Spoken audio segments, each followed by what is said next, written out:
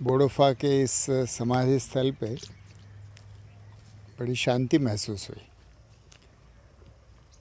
उनका पूरा जीवन जिस ढंग से गया, बोडो समाज को एक नए सूर्योदय के उषक काल के स्थान पर वो ले गए और उनकी प्रेरणा और कार्यक्रम में से जो मूवमेंट बढ़ी, अवेयरनेस बढ़ी, उसका फलस्वरूप आज बोडो लोगों को सुरक्षितता और शांति प्रदान हुई है।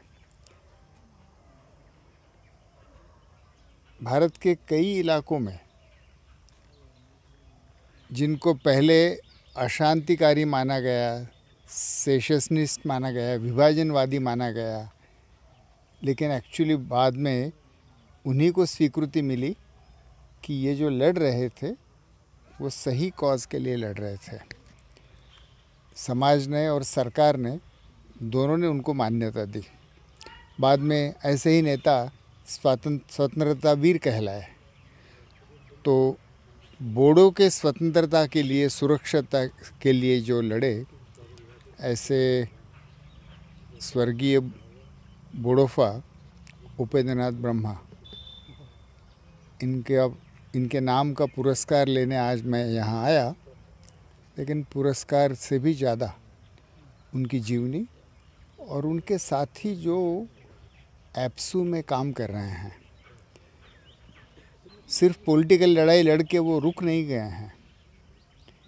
पॉलिटिकल लड़ाई लड़ी, गवर्नमेंट के साथ एकॉर्ड हुआ, कुछ राजकीय अधिकार मिले, लेकिन उसके बाद में social reforms, language, culture, education, alcohol and addiction, इन कई मुद्दों पे एप्सू काम कर रहा है। ये एक बड़ी अपवादात्मक स्थिति है और मैं मानता हूँ कि इसके पीछे श्री उपेंद्रनाथ ब्रह्मा की जो दृष्टि रही होगी, विजन रही होगी, वो उसके लिए कारणीभूत है।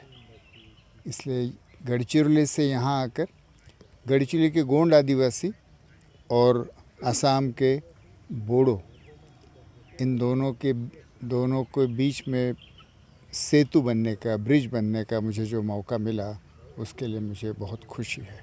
इस पवित्र भूमि में आकर मुझे बहुत खुशी हो रही है, बहुत प्रेरणा मिल रही है। गांधी जी को तो हमने देखा नहीं, बहुत साल पहले गांधी जी हो गए, हमारे जन्म के पहले।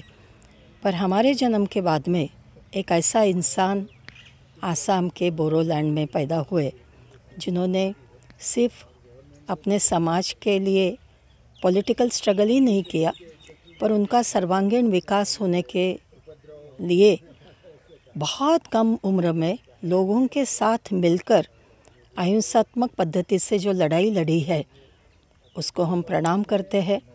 आज उसका फल हमें दिख रहा है यहाँ। इसके पीछे की जो प्रेरणा है ब्रह्मा, उनको मैं श्रद्धांजलि अर्पण करती हूँ और मैं बहुत खुद को भाग्यवान समझती हूँ कि इस पवित्र भूमि में आज मेरा यहाँ प्रत्यक्ष आना हुआ है। उनसे प्रेरणा लेकर फिर से मैं अपनी कर्मभूमि जो है गढ़चिरौली, वहाँ जा रही हूँ और वहाँ के जो गोंड आदिवासी है उनके लिए आगे भी काम करते रहूँगी, ऐसा मुझे विश्वास है।